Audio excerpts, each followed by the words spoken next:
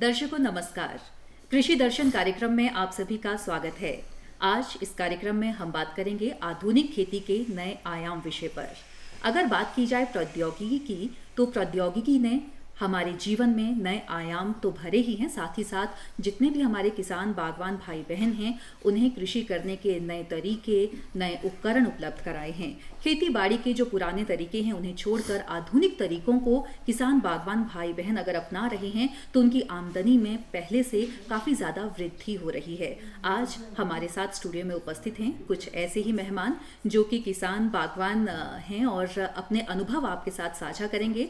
तो अपने तमाम दर्शकों को बता दें कि आज का जो विषय है कार्यक्रम का वो है आधुनिक खेती के नए आयाम, और इस विषय से संबंधित यदि आपके कोई भी सवाल हैं, कोई भी प्रश्न है तो आप हमें कॉल कर सकते हैं, क्योंकि ये है लाइव फोन इन कार्यक्रम। हमारे फ़ोन नंबर्स आप नोट कर सकते हैं 28000177, हमारा दूसरा फ़ोन नंबर है 28000178, एसटीडी कोड रहेगा 0177। तो अब आपको रूबरू करवाते हैं अपने मेहमानों से। सबसे पहले स्वागत करना चाहेंगे भोपाल सिंह वर्मा जी आपका, और उसके साथ ही जगदीश ठाकुर जी आपका भी। और आपसे जानना चाहेंगे, क्योंकि एक किसान जो है अपना खून पसीना एक करके दूसरों के पेट को भरता है और फिर जो आमदनी मिलती है उससे अपना घर का खर्च चलाता है, तो बहुत ही मुशक्कत भरा कार्य रहता है एक किसान का, हल्के में नहीं आंक सकते हैं हम। तो अपने अनुभव थोड़ा सा साझा कीजिए और अपने बारे में थोड़ा सा बताइए हमारे दर्शकों को। हाँ जी, मेरा नाम भोपाल सिंह वर्मा है जी। मैं गांव दयांगल और विकास खंड बसंतपुर और तहसील सुन्नी का फार्मर हूँ। और हम लोग पुश्तों से ही खेती का काम कर रहे हैं जी। है ना जी। और 2015 तक तो हमारी बिल्कुल पुराने तरीके की खेती थी, जिसमें कि मेहनत ज़्यादा होती थी, लागत भी ज़्यादा थी, लेकिन मुनाफा बहुत कम था, उसमें फ़ायदा बहुत कम आता था जी। लेकिन 2016 में जब दूरदर्शन के राष्ट्रीय चैनल पे मैंने प्रधानमंत्री कृषि सिंचाई योजना के बारे में ये कार्यक्रम देखा, तो मैंने भी सोचा कि ये तो नया तरीका है और इसको किया जाना चाहिए। हाँ जी, ठीक है। जगदीश ठाकुर जी, अब आपसे जानना चाहेंगे आपके बारे में, थोड़ा सा हमारे दर्शकों को बताइए आप अपने बारे में। मैम, मेरा नाम जगदीश ठाकुर है, वो तो पता ही है। मैंने इलेक्ट्रॉनिक्स एंड टेलीकम्युनिकेशन इंजीनियरिंग करा है जी। और इससे पहले मैं जॉब कर रहा था, दिल्ली भी जॉब किया है, नोएडा, बेंगलोर और गुड़गांव भी जॉब किया है जी। तो कुछ पर्सनल रीजंस की वजह से मुझे यहीं शिमला आके शिफ्ट होना पड़ा और यहीं जॉब करना पड़ा। तो पिछले 2 साल से तो कोविड का टाइम चल रहा है जी। तो वर्क फ्रॉम होम भी रहा काफ़ी टाइम से, तो मैंने साथ साथ में और ऑर्चर्ड की तरफ ध्यान देना शुरू किया। और भोपाल जी हैं, इनके इन्फ्लुएंस में आया मैं, और अब 4-5 साल का मेरा ऑर्चर्ड हो चुका है। तो इतना हो चुका है कि 3 से 5 लाख की इनकम उसमें आनी शुरू हो गई है। पहले मैं उसको बी प्लान समझता था, अब मुझे लगता है कि मुझे जॉब की उतनी ज़रूरत नहीं है, क्योंकि अभी तो ये शुरुआत है जी। और ये और भी बढ़ सकता है, मेरे प्लान्स भी बढ़ेंगे और भी मैं कई चीज़ों पे काम कर रहा हूँ। तो जी, एक युवा अगर कृषि के साथ जुड़ा है तो हमारे लिए बहुत कुछ सीखने वाली चीज़ है। इसमें आपके बारे में और भी जानेंगे। गोपाल सिंह जी से जानना चाहेंगे कि आपने बताया कि प्रधानमंत्री सिंचाई योजना आपने अपनाई, जब आपने दूरदर्शन पर देखे, सरकार की विभिन्न योजनाओं के बारे में सुना, कार्यक्रम देखे, तो आप काफ़ी प्रभावित हुए। तो किस तरह से आपने रुख किया और कैसे आपने और ज़्यादा मुनाफा कमाया अपनी खेती बाड़ी के कार्य में? हाँ जी, जब हमने ये सिंचाई योजना अपने खेतों में लगाई, पहले तो मैं बता दूं कि 2015 में जो पुरानी तरीके की खेती थी हमारी, उसमें आय भी कम थी, तो बच्चों की पढ़ाई के चलते 2015 में मेरे पास पूरी साल मेहनत करने के लिए कपड़े जूते भी के लिए भी नहीं पैसे बचे। और जब मैंने सिंचाई योजना लगाई, ये कार्यक्रम देखा दूरदर्शन के राष्ट्रीय चैनल पे, तो मैं विभाग के हमारे जो एचडीओ साहब थे डॉक्टर प्रदीप कुमार हिमराल जी, उनके पास गया। उन्होंने हमारी बहुत मदद की और यह सिस्टम हमारे खेतों तक पहुंचा। तो धीरे धीरे जैसे जैसे समय बदला उस तरह की हमने उसमें तकनीक अपनाई और बहुत सारी मल्टी क्रॉप पे हमने काम करना शुरू किया जी। और वर्ष 2019 तक आते आते 19-20 के 70 तक पहले से हमारी आय लगभग 5 गुना ज़्यादा बढ़ी है जी। जी, अब 2022 तक आप काफ़ी मुनाफा कमा चुके हैं। हाँ जी, बिल्कुल। तो आपसे जानना चाहेंगे कि आप किस तरह से जुड़े भोपाल सिंह जी से, और कैसे आपको मोटिवेट किया या खुद ही मोटिवेट हुए आप? एक्चुअली मैम, वैसे तो ये मेरे रिलेटिव भी हैं, और अब मेरे खेत तो मेरे पास बहुत हैं, लेकिन काफ़ी सालों से बंजर पड़े थे। तो मैं इनके संपर्क में आया और उसके बाद मैंने उस पर ऑर्चर्ड लगाना शुरू किया।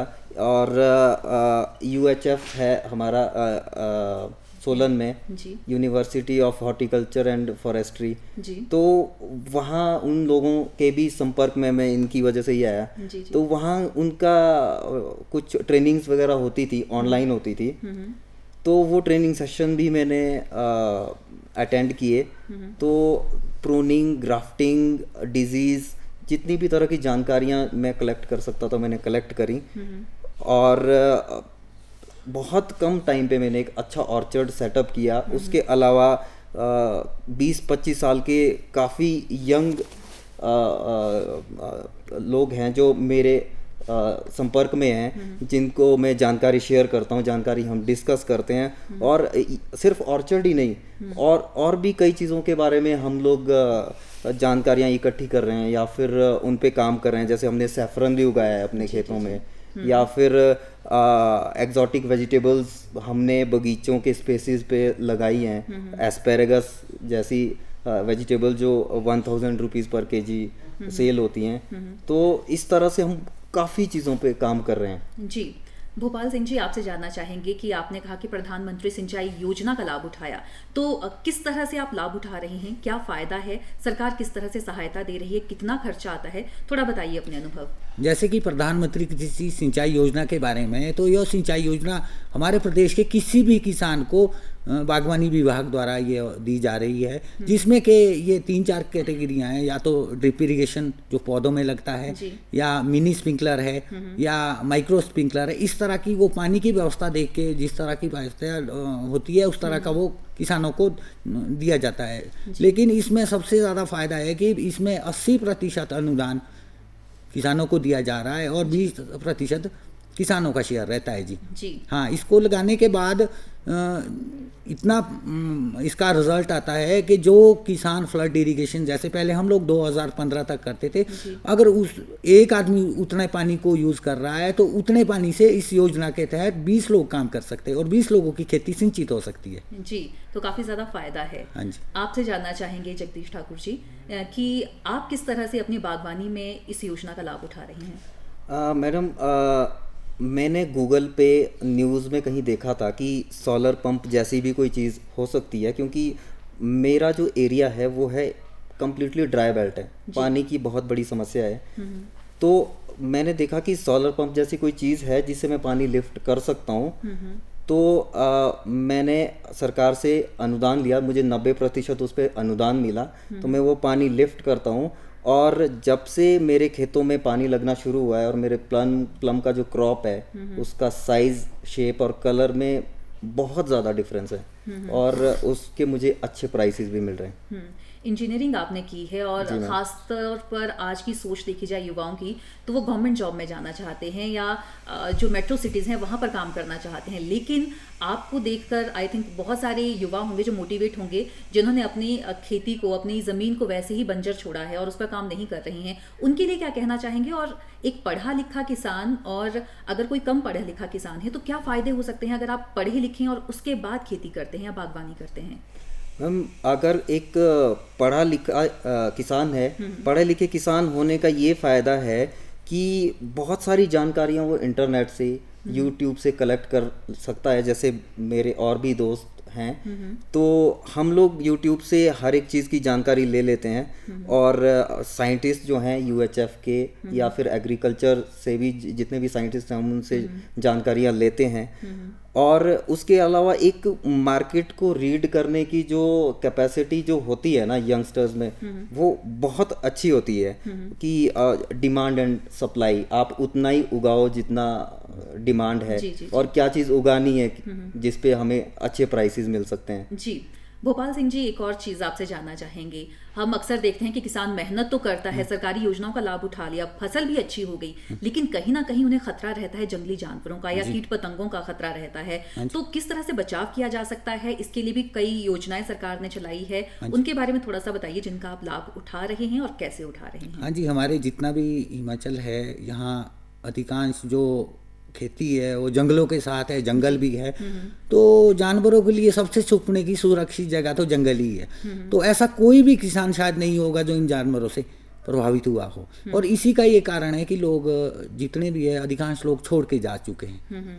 सरकार ने सोलर फेंसिंग योजना चलवाई, तो उसमें ये है कि एक तो वो महंगी भी है, चलो थोड़ा जैसे भी है, लेकिन कुछ भौगोलिक स्थिति ऐसी हो गई है कि किसानों के एक खेत इधर है एक खेत दूसरी जगह, तो वो लगाना मुश्किल है।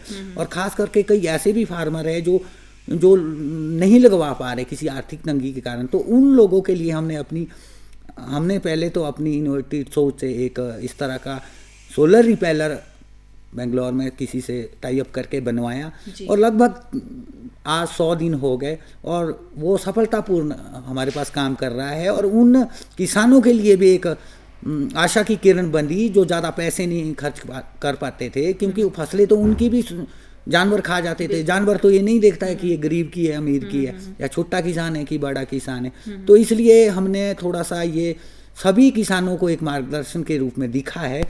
और इसको किसान और पूरे गांव में, ऐसा नहीं है कि पूरे गांव में अलग अलग 10 किसान है तो 10 लोग, तो अगर पूरे गांव में एक इकट्ठे होकर किसान भी इसको लगा सकते हैं और एक ही सोलर रिपेलर पूरे गांव को कवर कर सकता है। इसका ये परिणाम आने वाले, मुझे तो 100 दिन हो गए और फसल पूरी तरह सुरक्षित हो चुकी है। और उम्मीद भी ऐसी है कि अन्य किसानों के भी आने वाले समय में 100% फसल का लाभ मिलेगा। और एक और इसका लाभ देखने को हमें मिला है कि आज बंजर भूमि भी जो जानवरों के कारण बंजर हो चुकी थी, उसमें खेती और बागवानी शुरू हो चुकी है, जिसका भी अतिरिक्त लाभ किसानों को मिलेगा। जी सोलर फेंसिंग के बारे में और जानेंगे, लेकिन अपने तमाम दर्शकों को बता दें ये है लाइव फोन इन कार्यक्रम। अगर आधुनिक खेती के नए आयामों के बारे में हमारे साथ जो हमारे विशेषज्ञ बैठे हैं उनसे आप कोई भी सवाल जवाब करना चाहते हैं तो हमें कॉल कर सकते हैं। फ़ोन नंबर्स नोट कर लीजिए। फ़ोन नंबर है 28000177, दूसरा फ़ोन नंबर है 28000178, STD कोड रहेगा 0177। सोलर फेंसिंग के बारे में आप बता रहे हैं और कह रहे हैं कि बहुत कम खर्चे पर अब आप पशुओं से अपनी जो फसल है उसे बचा सकते हैं। तो किस तरह से काम करता है ये जो आप कम खर्चे में बता रहे हैं सोलर फेंसिंग के बारे में? हाँ जी, ये एक साइंटिफिक डिवाइस है जो किसान अपने खेतों में लगा सकता है। इसका कोई ज़्यादा खर्चा नहीं आता है, यह 10-12 हज़ार रुपये में मिल जाता है। कहीं भी बनवा सकते हैं या कहीं कोई मैकेनिक है वो बना सकता है। इसमें तरह तरह की एक रात को अगर कोई जानवरों का रात को खतरा है तो तरह तरह की इसमें आवाज़ें रिकॉर्डेड की होती है जो इन जानवरों को भगाने के लिए मददगार सिद्ध होती है। और मैं तो पिछले 100 दिनों से इसको अपने एग्रीकल्चर फार्म में लगाया हूँ और 100% इसका लाभ हमें मिला है। साथ ही में जैसे अभी सरकार का ये है कि पैसा भी बचेगा। अगर मान के चलो हम किसी गांव में सरकार का 25-30 लाख रुपया लगना है और ये एक सोलर रिपेलर उस काम को कर देता है तो निश्चित तौर पे ये सरकार का पैसा भी बचेगा और यह पैसा अन्य विकास कार्यों में लगाया जा सकता है। जी बागवानी में अगर जाने जगदीश ठाकुर जी आपसे, तो किस तरह से ये सोलर फेंसिंग काम करेगी या कितनी लाभप्रद है? सिर्फ खेती फसलों को ही बचाती है या जो फल है हमारे उन्हें भी किसी तरह से ये बचाती है? मैडम बागवानी में भी ये बहुत ज़्यादा इफ़ेक्टिव है, क्योंकि जब राइपनिंग टाइम होता है फ्रूट्स का जी और कलर्स की तरफ सारे पंछी अट्रैक्ट होते हैं, तो उस टाइम पे जब ये तरह तरह की आवाज़ें हम अपने खेतों में इसको रख लेते हैं तो उससे जितने भी इस तरह के पंछी हैं वो रिपेल होते हैं, उड़ते हैं, वो दूर भागते हैं इससे, क्योंकि बहुत ही इरिटेटिंग सी आवाज़ है इसकी। जी तो इसकी साउंड को कंट्रोल किया जा सकता है, किस तरह से वर्क करता है? जी मैम, इसकी साउंड को कंट्रोल किया जा सकता है, रिमोट भी है इसके साथ में, अदरवाइज इसमें बटन्स भी हैं। आप कितना एक लिमिट तक इसकी साउंड बढ़ा भी सकते हैं और इसकी आवाज़ कम भी कर सकते हैं। कितने कितने समय बाद ये साउंड बार बार सुनाई देती है? इसकी फ्रीक्वेंसी मैम 10 मिनट्स है। हर 10 मिनट बाद ये फंक्शन करना शुरू कर देगा और 2 मिनट के लिए फंक्शन करता है, उसके बाद फिर फर्दर 10 मिनट बाद। जी अगर इसकी टाइमिंग को एडजस्ट करना चाहें तो ऐसा भी प्रावधान है? जी जी जी मैम।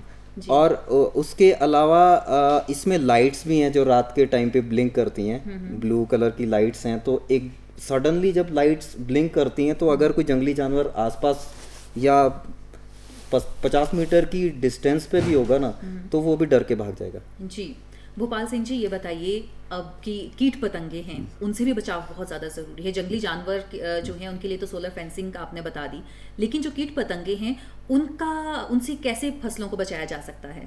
हाँ जी, जैसे कि आजकल देखा गया है जी कि हर किसान अपनी उपज के ज़्यादा बढ़ाने के चक्कर में एक तो अंधाधुंध जो खादों का इस्तेमाल किया जा रहा है और कीटनाशक दवाओं का भी ज़रूरत से ज़्यादा उपयोग किया जा रहा है, जिसका यह दुष्परिणाम फसलों पे आ रहा है। जो भूमि है, मिट्टी है, उसका स्वास्थ्य भी खराब हो रहा है, वातावरण भी प्रदूषित हो रहा है, और जो किसान उस उत्पाद को तैयार कर रहा है और जो आगे खा रहे हैं उसको, उनके स्वास्थ्य पे भी बहुत ही बुरा असर पड़ रहा है।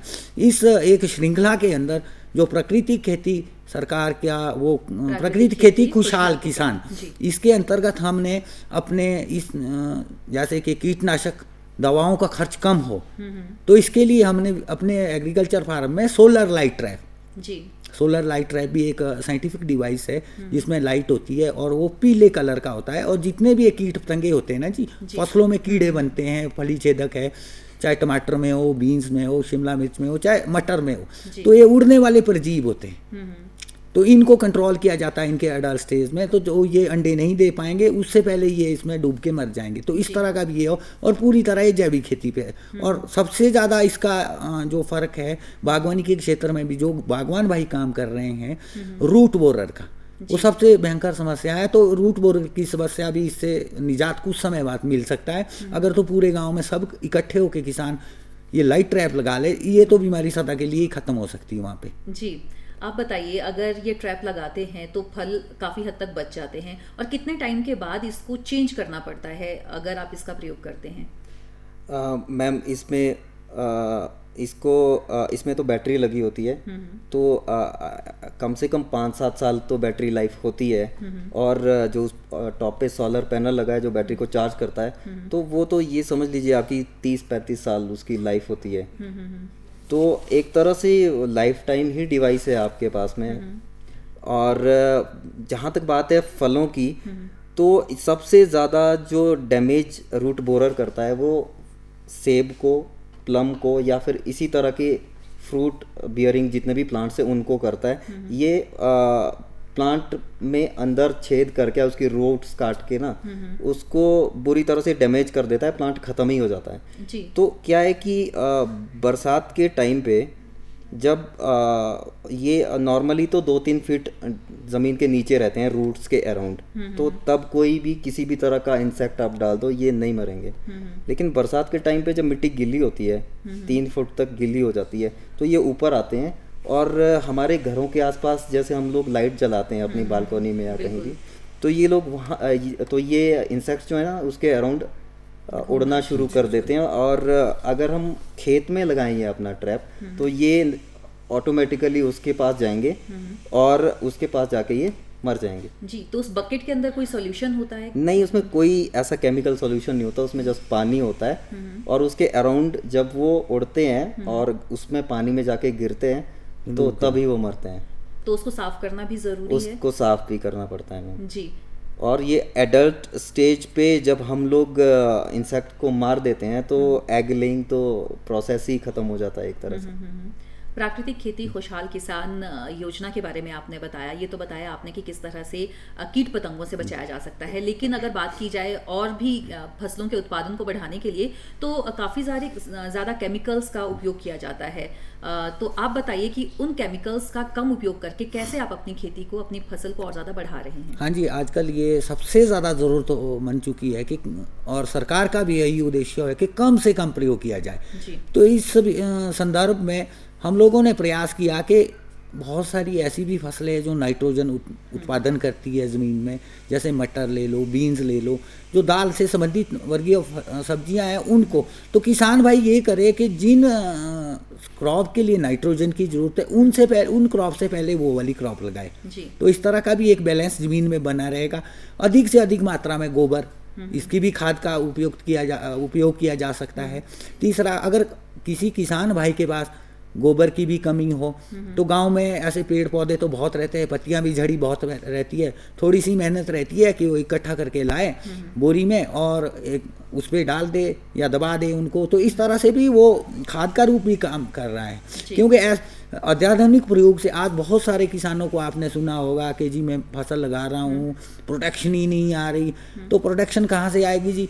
ज़मीन की तो स्वास्थ्य खराब करके रख दिया।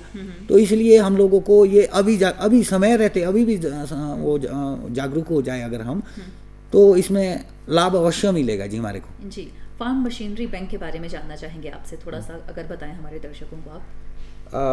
फार्म मशीनरी बैंक एक नई योजना है और हॉर्टिकल्चर में जी। तो हमारा एक फार्मर ग्रुप है, तो 10 लाख तक की हम मशीन्स 80% अनुदान पे हॉर्टिकल्चर से ले सकते हैं जी।